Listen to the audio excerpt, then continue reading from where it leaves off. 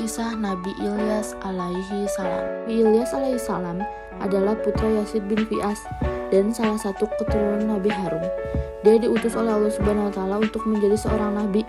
Beliau mendapatkan amanat mengajak kaum Israel kembali kepada ajaran Allah.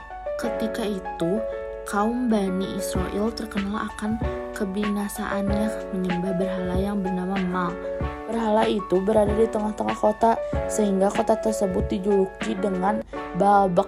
Nabi Ilyas alaihissalam memulai misinya dengan berdakwah kepada kaum Bani Israel.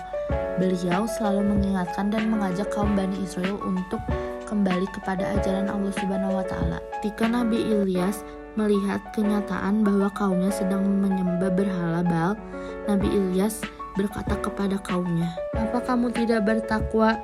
Patutkah kamu menyembah Baal dan kamu tinggalkan sebaik-baiknya pencipta, yaitu Allah Tuhanmu dan Tuhan bapak-bapakmu yang terdahulu?"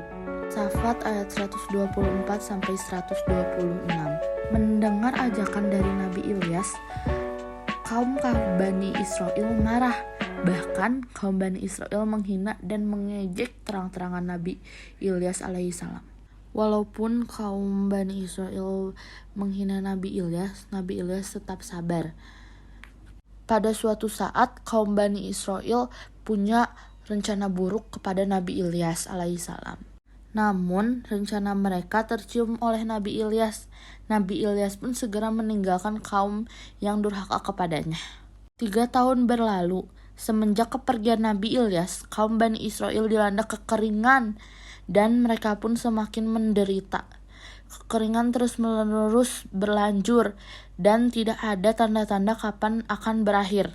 Salah satu kaum Bani Israel berkata, "Bagaimana kalau kita cari Ilyas?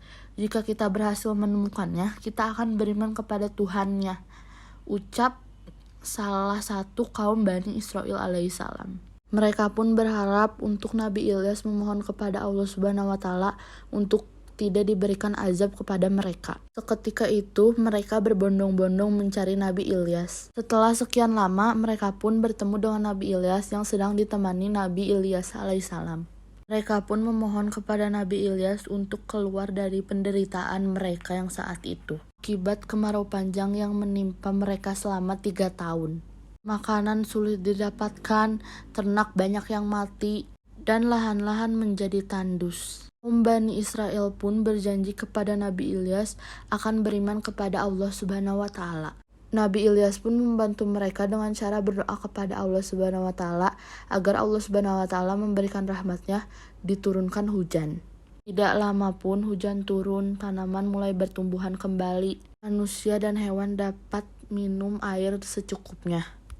Tetapi kaum Bani Israel mengingkari janjinya.